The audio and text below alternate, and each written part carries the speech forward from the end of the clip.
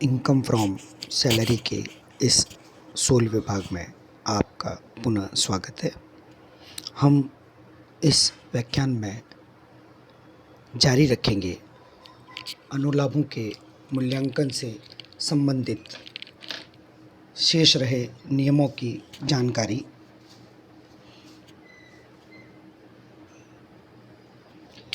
इस व्याख्यान में हम बात करेंगे उन अनुलाभों के बारे में जो केवल स्पेसिफाइड कर्मचारियों यानी विशिष्ट कर्मचारियों के लिए ही करयोग्य होते हैं।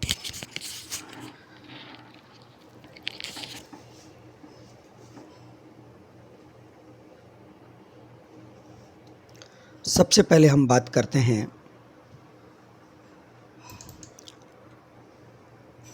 मोटर कार या किसी अन्य वाहन की सुविधा का मूल्यांकन।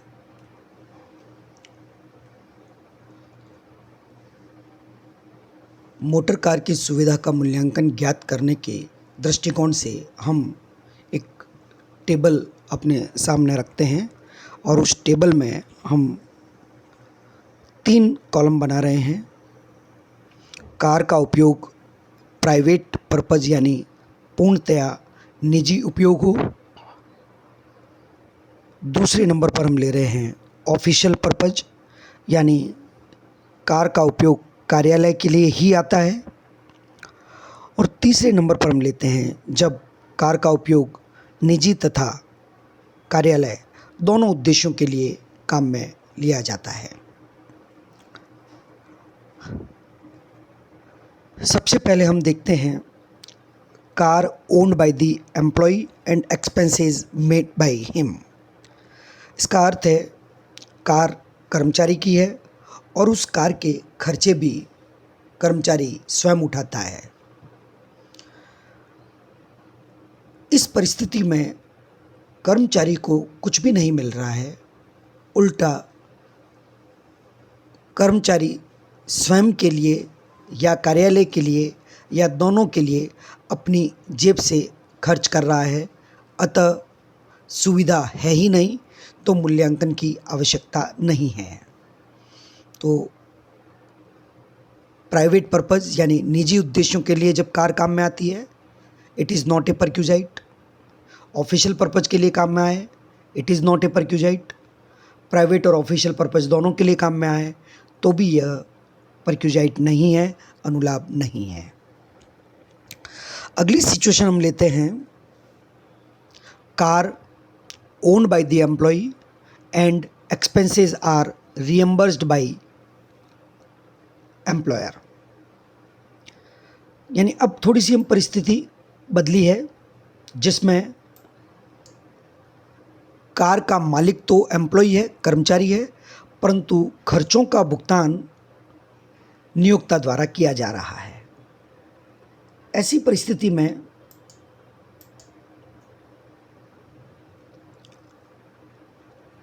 यदि कार केवल प्राइवेट पर्पजेज़ के लिए काम में आती है तो उस अनुलाभ का मूल्यांकन किया जाएगा केवल विशिष्ट कर्मचारी के लिए।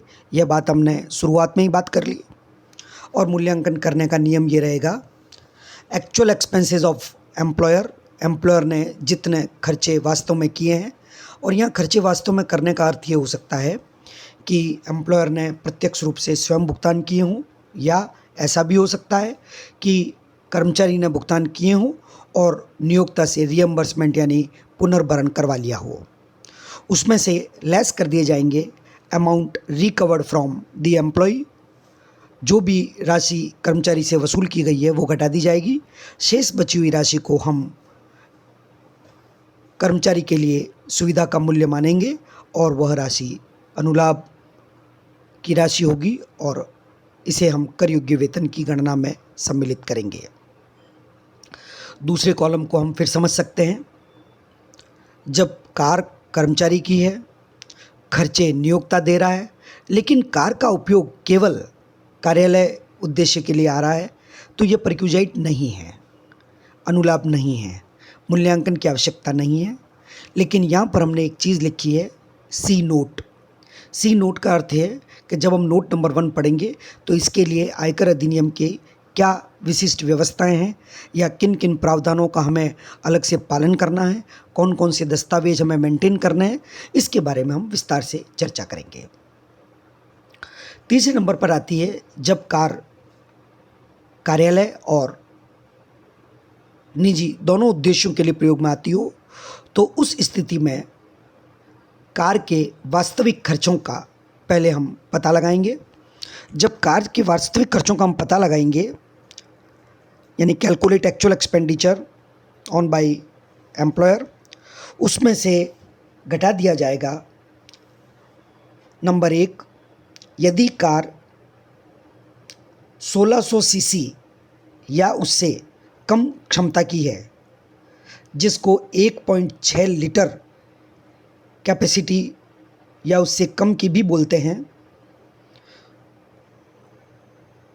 1800 रुपये प्रति माह और 900 रुपये प्रति माह यदि ड्राइवर भी साथ में दिया गया है।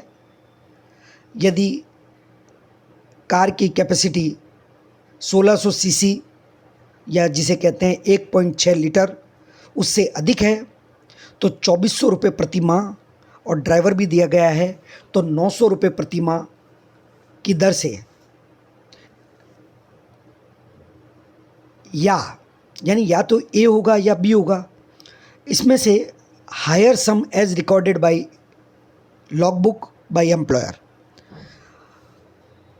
ये अभी हमने इधर ऑफिशियल पर्पज़ के लिए जब बात कर रहे थे तो नोट 1 के बारे में बात की थी, जिसमें हमें ये देखना होगा कि एम्प्लॉयर को यह साबित करने के लिए कि कार का कार्यालय उपयोग होता है, उसके लिए उसको लॉग बुक मेंटेन करनी पड़ेगी, डिफरेंट डॉक्यूमेंट्स मेंटेन करने पड़ेंगे।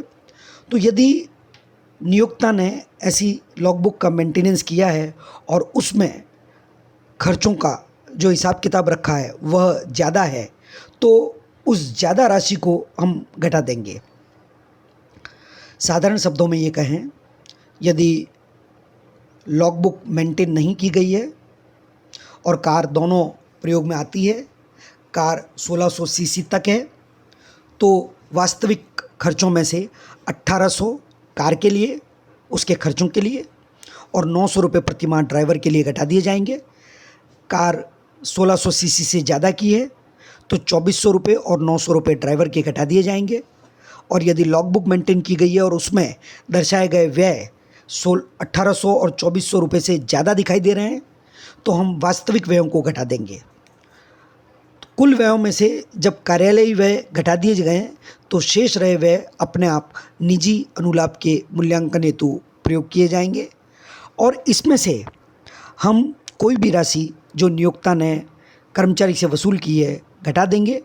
शेष बची हुई राशि कर योग्य अनुलाभ का मूल्य होगा, जिस पर हमें कर योग्य वेतन की गणना में शामिल करना है।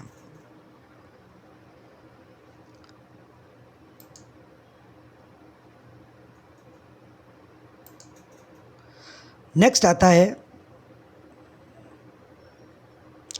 Car is owned hired by the employer and expenses met by the employer, यानी कार का मालिक भी नियोक्ता है या नियोक्ता ने कार किराए पर लाकर कर्मचारी को उपलब्ध करवाई है और उसके सभी खर्चे भी नियोक्ता ही वहन करता है।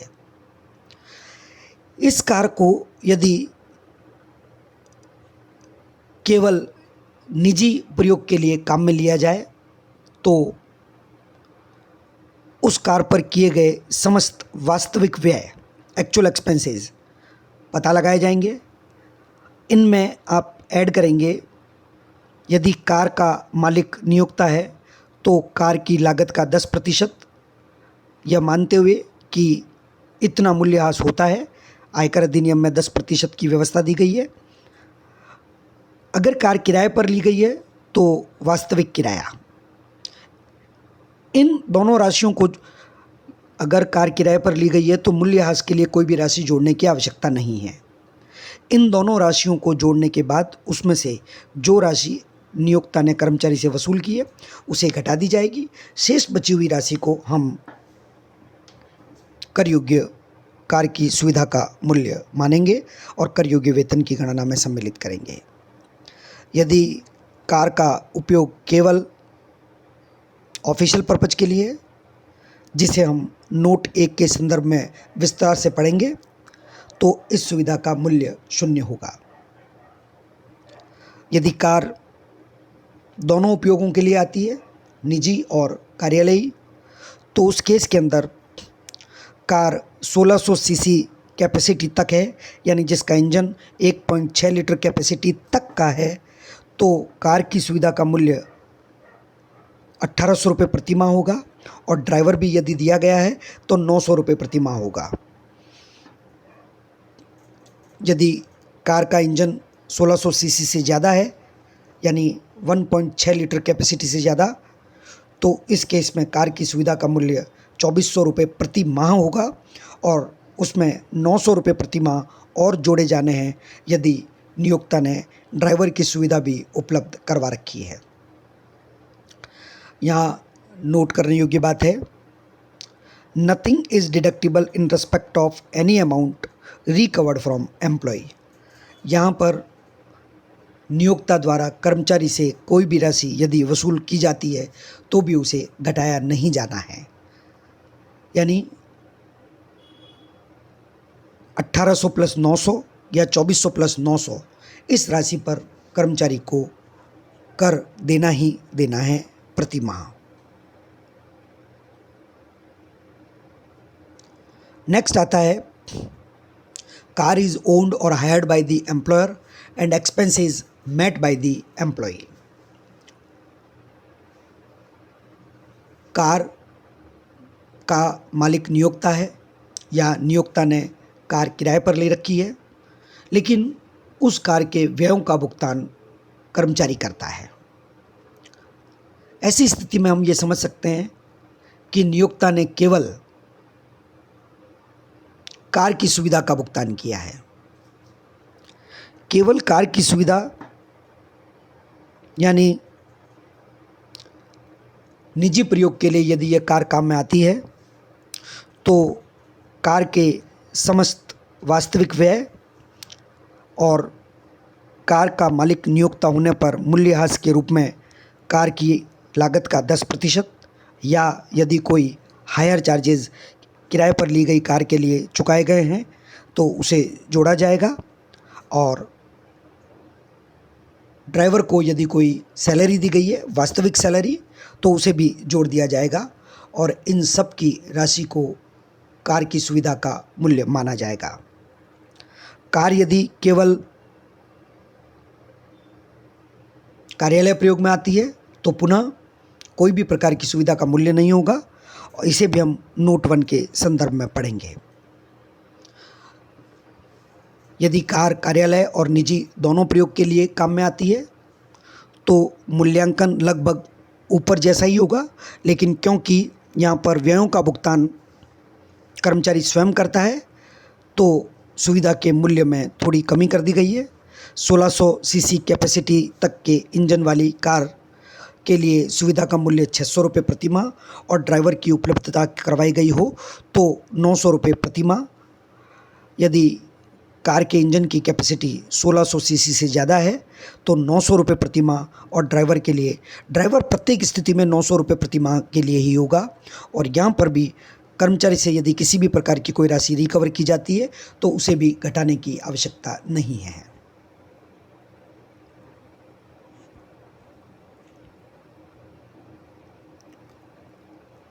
अब हम महत्वपूर्ण नोट्स के बारे में पढ़ लेते हैं। Note number 1, condition to be satisfied if the car is used for official purposes. कौन कौन सी शर्तें हैं जिन्हें पूरा किया जाना चाहिए यदि यह दावा किया जाता है कि कार का कार्यालय उपयोग होता है। यानी ऐसा 2 परिस्थितियों में करना होगा, जब कार या तो केवल कार्यालय प्रयोग में आती हो या कार कार्यालय और निजी दोनों प्रयोग में आती हो।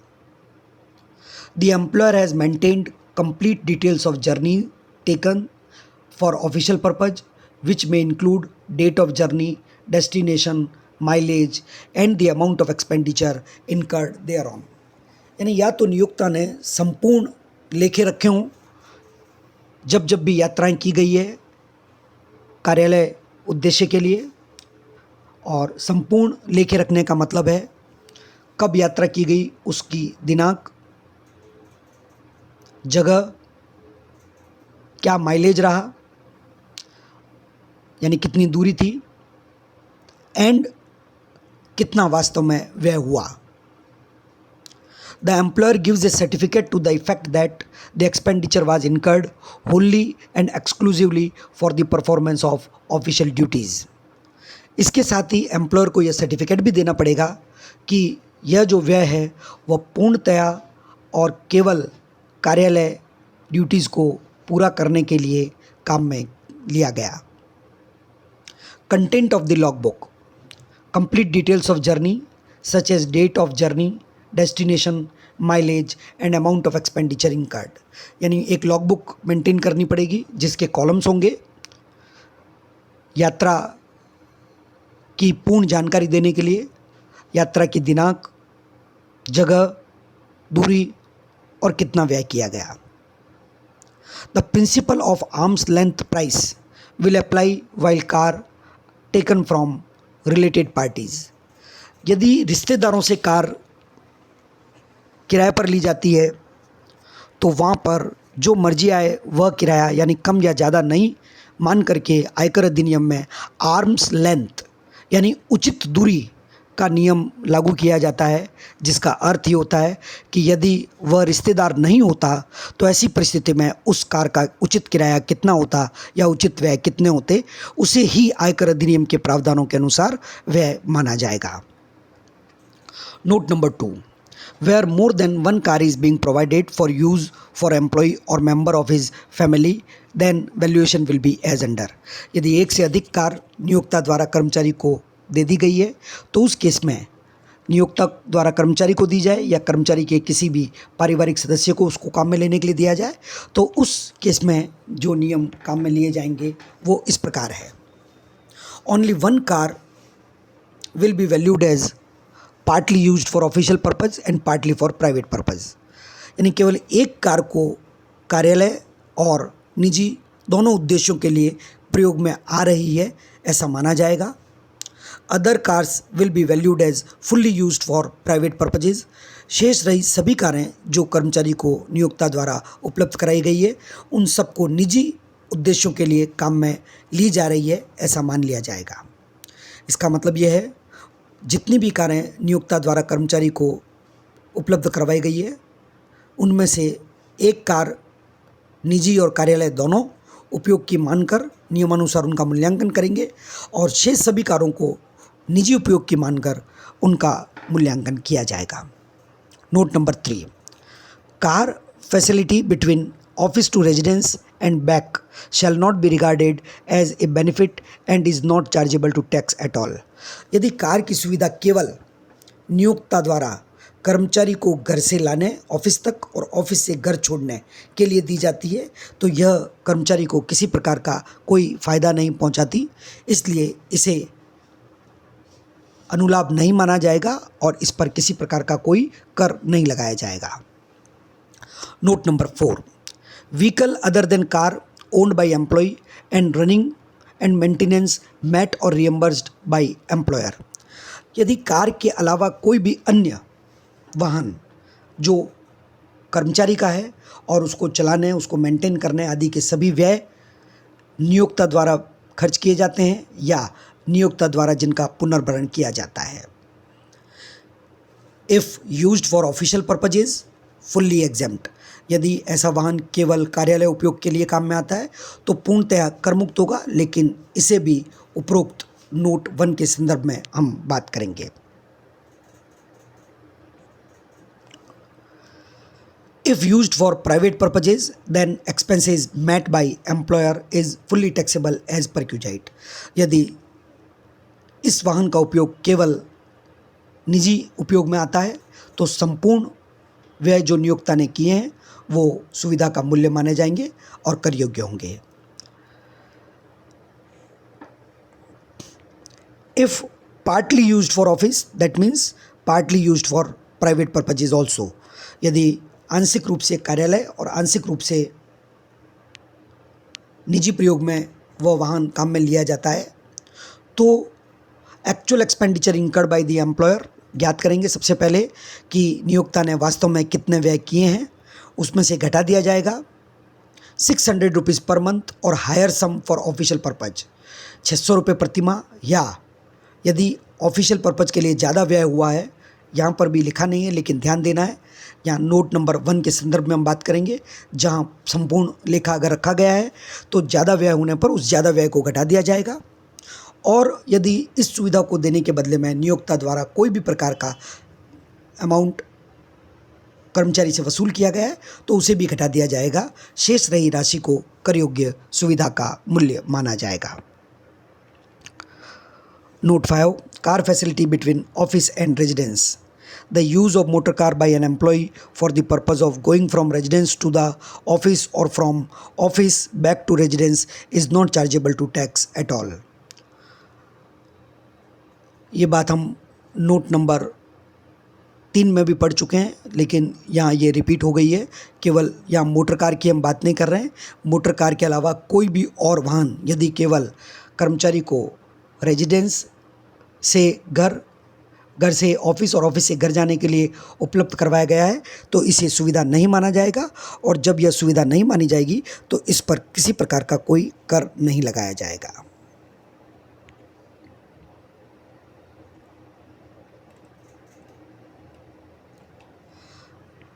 अगली सुविधा valuation of facility of sweeper, gardener, watchman और पर्सनल अटेंडेंट।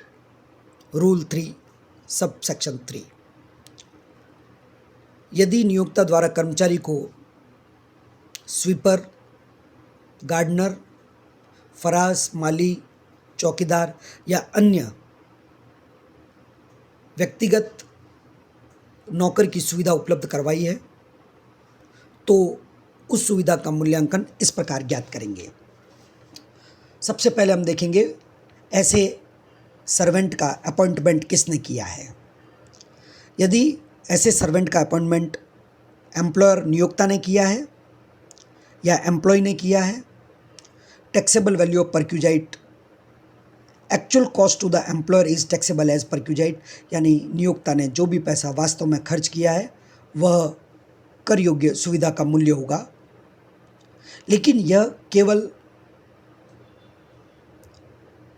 स्पेसिफाइड एम्प्लॉय के लिए कर योग्य होगा या सभी कर्मचारियों के लिए कर योग्य होगा, ये महत्वपूर्ण बात है जो यहाँ समझने के लिए।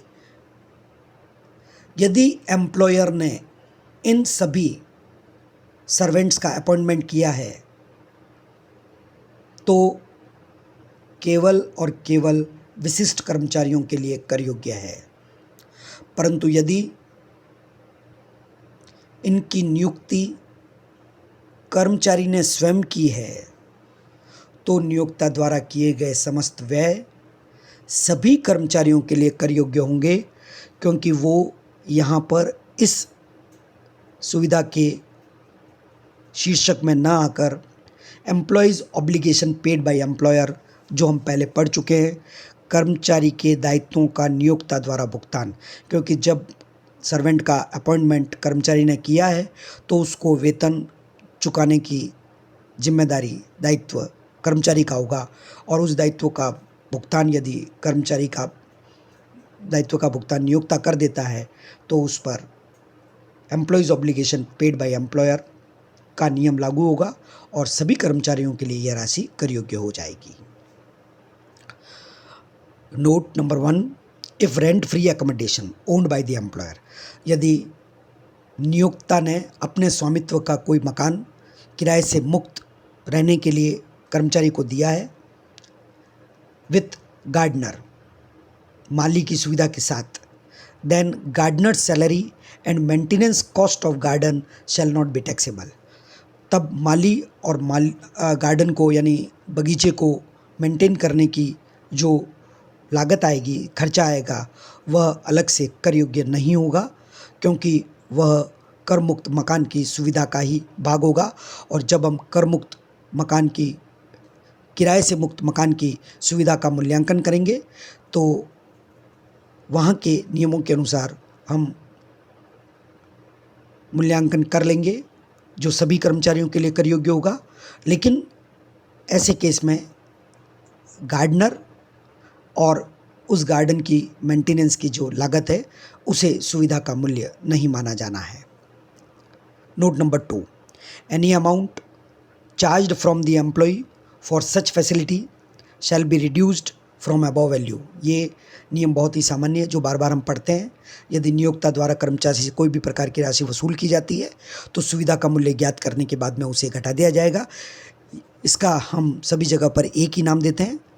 सुविधा दी गई है लेकिन मुफ्त में नहीं, रियायती दर पर, क्योंकि कर्मचारी से कोई राशि वसूल कर ली गई है। Domestic servant allowance given to employee is fully taxable. जब हम भत्ते की बात करें और यदि घरेलू नौकर भत्ता के नाम से कोई भी भत्ता कर्मचारी को दिया गया है तो वह सुविधा नहीं है और भत्ता पूर्णतया कर योग्य होगा सभी कर्मचारियों के लिए। Reimbursement of servant salary bye the employer shall be taxable in hands of all employees. जैसे कि अभी हमने थोड़ी देर पहले भी बात की थी।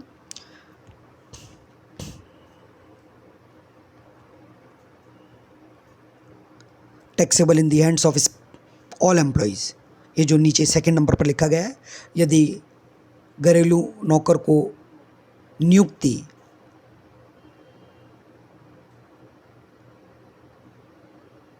कर्मचारी ने दी है और कर्मचारी उसको वेतन का भुगतान करता है और बाद में उसका पुनर्भरण नियोक्ता से प्राप्त कर लेता है तो यह सभी कर्मचारियों के लिए कर योग्य होगा।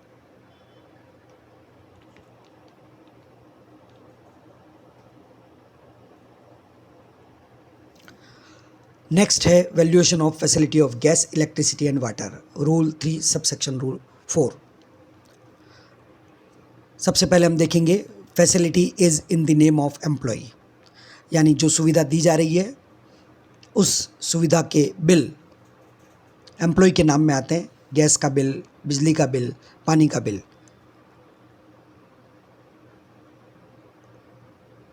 दूसरे नंबर पर facilities in the name of employer, यदि इन सभी सुविधाओं को जो दी जा रही है कर्मचारी को, इनके बिल नियोक्ता के नाम में आते हैं।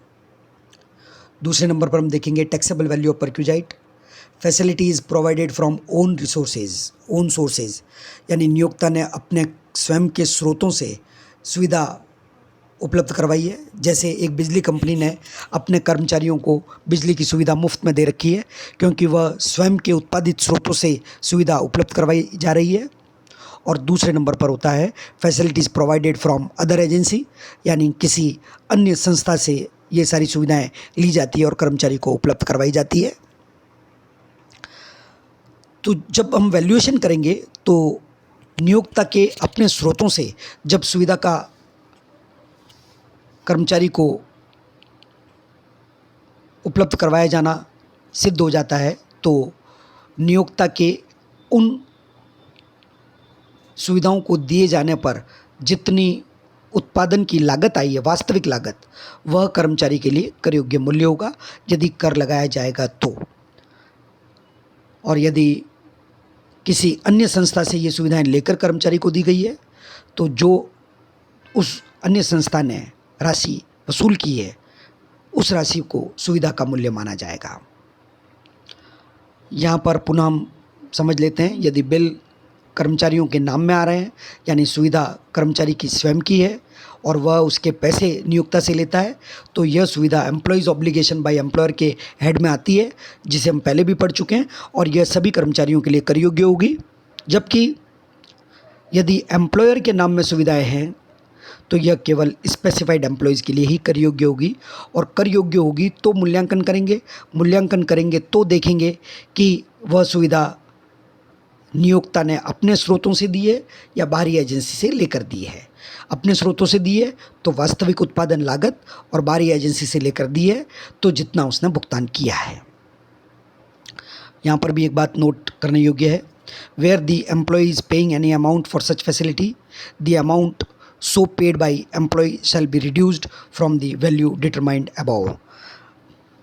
सारे अन्य सुविधाओं की तरफ फिर हम बात करेंगे। यदि सुविधा रियायती दर पर उपलब्ध करवाई गई है, यानी नियोक्ता ने सुविधा को देने के बदले में कोई राशि वसूल कर ली है, तो पहले हम सुविधा का मूल्य ज्ञात कर लेंगे और उसमें से कर्मचारी से वसूल की गई राशि को घटा दिया जाएगा। शेष रही राशि सुविधा का मूल्य होगी और उस पर कर लगाया जाएगा।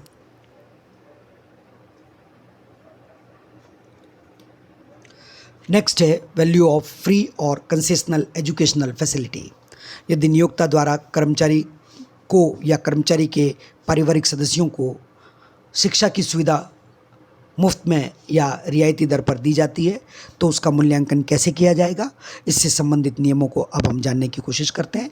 दे आर एज पर रूल 3(5), यानी ये नियम 3 उपनियम 5 में दिए गए हैं। सबसे पहले कौन कौन से केस हो सकते हैं वो हम देख लेते हैं। सबसे पहला, फैसिलिटी प्रोवाइडेड टू एम्प्लॉय। यदि सुविधा कर्मचारी को स्वयं को दी गई है, तो चाहे कोई परिस्थिति हो, यह सदैव कर मुक्त होगी। इसका टैक्सेबल वैल्यू 0 होगी। यह कर मुक्त सुविधा है क्योंकि कर्मचारी को जो शिक्षा मिलती है उसका फ़ायदा अल्टीमेटली एम्प्लॉयर को मिलता है। दूसरा केस होता है facility provided to family member. यदि शिक्षा की यह सुविधा कर्मचारी के पारिवारिक सदस्यों को दी गई है। Facility provided in an institution owned by the employer. यदि जिस संस्था में यह सुविधा दी गई है उसका मालिक नियोक्ता स्वयं है। दूसरा, facility provided in any institution not owned by the employer by reason of his being in employment.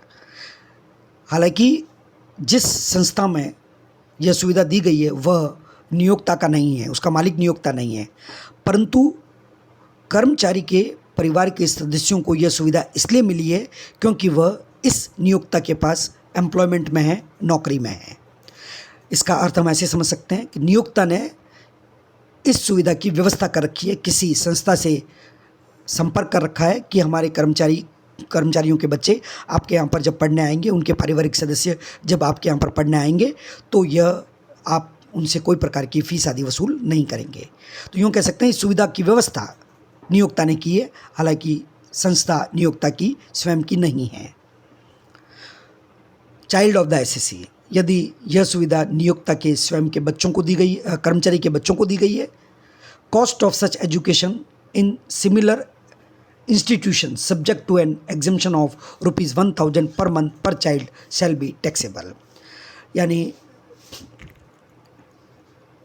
ऐसी ही किसी अन्य संस्था में यदि कर्मचारी के बच्चे को पढ़ने के लिए भेजा जाता तो कितना व्यय होता, उसमें से 1000 रुपये प्रति माह प्रति बच्चे की दर से घटा दिया जाएगा। शेष रही राशि कर योग्य सुविधा का मूल्य होगी। और यह सुविधा यदि कर्मचारी के बच्चों को छोड़कर अन्य किसी पारिवारिक सदस्य को दी जाती है तो उसमें से 1000 रुपये प्रति माह प्रति बच्चे की दर से नहीं घटाना है। Cost of such education in similar institution shall be taxable. यानी ऐसे ही किसी अन्य संस्था में नियोक्ता द्वारा कर्मचारी द्वारा अगर अपने पारिवारिक सदस्य को पढ़ाया जाता तो क्या खर्चा होता, वह खर्चा कर योग्य सुविधा का मूल्य होगा। यानी यहाँ ध्यान रखिए कि नियोक्ता के वास्तविक व्ययों को ध्यान में नहीं रखना है। यहाँ ध्यान ये रखना है कि जो जिस स्तर की सुविधा नियोक्ता ने उपलब्ध कराई है उतनी सुविधा का यदि अन्य संस्था में उपभोग किया जाता तो कर्मचारी का कितना पैसा खर्च हो जाता, वह सुविधा का मूल्य होगा। और ध्यान रहे हम शुरुआत से इस बात को पढ़ रहे हैं कि यह सुविधा केवल विशिष्ट कर्मचारियों के लिए कर योग्य है। अगर यह सुविधा गैर विशिष्ट कर्मचारियों को दी जा रही है तो सभी कर्मचारियों के लिए यह कर से मुक्त होगी। फिर आता है reimbursement of education expenditure to employee. यानी नियोक्ता ने कर्मचारी को यह मुक्ति दे दी है कि वो जहाँ चाहे पढ़ाए, जितना भी खर्चा होगा वह नियोक्ता वहन करेगा। तो ऐसी स्थिति में actual reimbursement shall be taxable. जो वास्तविक व्यय होंगे वह कर योग्य सुविधा का मूल्य होंगे। Such reimbursement of tuition fee shall also be taxable in the hands of central government employees. यदि केंद्रीय सरकार के कर्मचारियों को ट्यूशन फीस का पुनर्भरण सरकार द्वारा किया गया है तो वह भी कर योग्य सुविधा का मूल्य होगा।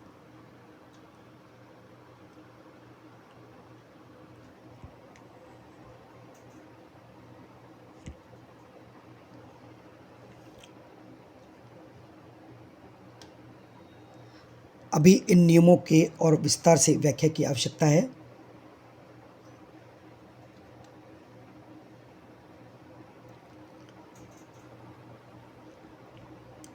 हु इज चार्जेबल, यानी टैक्स कौन देगा।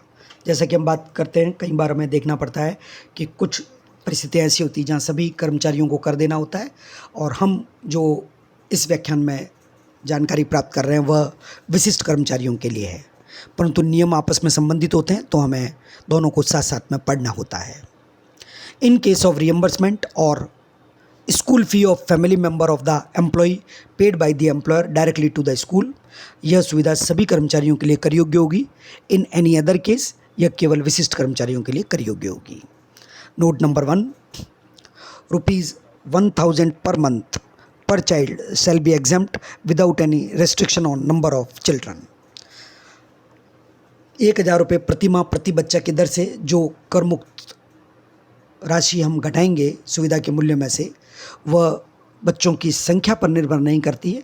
जैसा कि चिल्ड्रन एजुकेशन अलाउंस में अधिकतम 2 बच्चों के लिए उपलब्ध थी, लेकिन यहाँ पर यह बिना किसी सीमा के सभी बच्चों के लिए उपलब्ध होगी। Child includes adopted child, step child of the assessee, but does not include grand child और इलेजिटिमेट चाइल्ड। बच्चों में गोद लिया हुआ बच्चा और सौतेला बच्चा शामिल होता है, लेकिन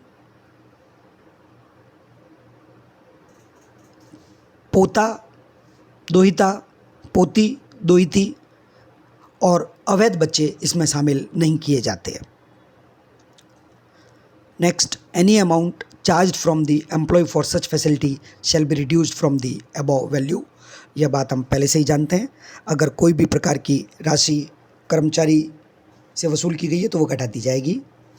contribution made under an educational trust created for the children of particular group of employee is not taxable.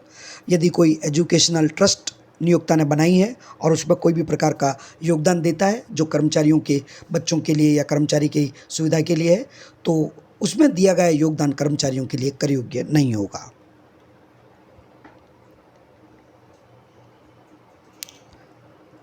अगली सुविधा है वैल्यूएशन ऑफ ट्रांसपोर्ट फैसिलिटी। नियम 3 उपनियम 6। इस फैसिलिटी पर कर लगाने के संबंधित नियम इस प्रकार है। पहले हम केस देख लेते हैं। If employer is engaged in transportation business, यदि नियोक्ता ट्रांसपोर्टेशन यातायात के व्यापार में लगा हुआ है, और या दूसरा केस होगा यातायात के व्यापार को छोड़कर अन्य किसी भी व्यापार में लगा हुआ है, तो इसका ट्रीटमेंट होगा amount charge from public for such facilities taxable in the hands of specified employee. यानी नियोक्ता यातायात के व्यापार में लगा हुआ है और कर्मचारी ने आने जाने की सुविधा का उपयोग नियोक्ता के वाहनों में किया है, तो ऐसी सुविधा के लिए जनता से जो नियोक्ता चार्ज करता उस सुविधा को देने के लिए वह विशिष्ट कर्मचारी के लिए कर योग्य सुविधा का मूल्य होगी। यदि नियोक्ता ट्रांसपोर्टेशन के व्यापार में नहीं है, actual cost of employer for such facilities taxable in the hands of all employees, तब उस केस में सभी कर्मचारियों के लिए यह सुविधा कर योग्य होगी, और जितना वास्तव में नियोक्ता ने व्यय किया है वह संपूर्ण राशि कर योग्य सुविधा का मूल्य मानी जाएगी। Note number 1, in case above facilities provided to employees of railway and airlines nothing shall be chargeable to tax. Railway के कर्मचारियों और एयरलाइंस के कर्मचारियों के लिए इस सुविधा को पूर्णतया कर मुक्त कर दिया गया है, चाहे वो विशिष्ट कर्मचारी है अथवा नहीं। Any amount charge from the employee for such facility shall be reduced from the above value. अगर नियोक्ता ने कर्मचारी से कोई राशि वसूल की है तो उसे उक्त सुविधा के मूल्य में से घटा दिया जाएगा। Conveyance facility provided to the employee for journey between office and residence is not taxable. हम पुनः याद कर लें, घर से ऑफिस जाने और ऑफिस से घर आने के लिए यदि कोई भी प्रकार की कन्वेंस फैसिलिटी नियोक्ता ने उपलब्ध कराई है तो वह सुविधा का मूल्य नहीं होगी और किसी भी कर्मचारी के लिए यह कर योग्य नहीं होगी। इन सभी सुविधाओं का मूल्य ज्ञात करने के बाद में अब कोई भी और ऐसी सुविधा जिसके मूल्यांकन के बारे में कोई नियम हमने पूर्ववर्ती व्याख्यानों में या इस व्याख्यान में नहीं पढ़ा, तो उसके लिए क्या नियम होंगे। The value of any other facility, कोई अन्य सुविधा, बेनिफिट, फ़ायदा, एमिनिटीज़ यानी कोई सेवा, सर्विसेज, राइट्स, अधिकार, प्रिविलेज, कोई प्रकार का विशिष्ट फ़ायदा which is not discussed earlier, जो हमने पहले बात नहीं की है, प्रोवाइडेड बाय द एम्प्लॉयर, यदि नियोक्ता ने कर्मचारी को दिया है, shall be determined on the basis of cost to the employer, यानी जितनी नियोक्ता के लिए उनको उपलब्ध कराने में लागत आई है उसके आधार पर उसकी सुविधा का मूल्य ज्ञात किया जाएगा।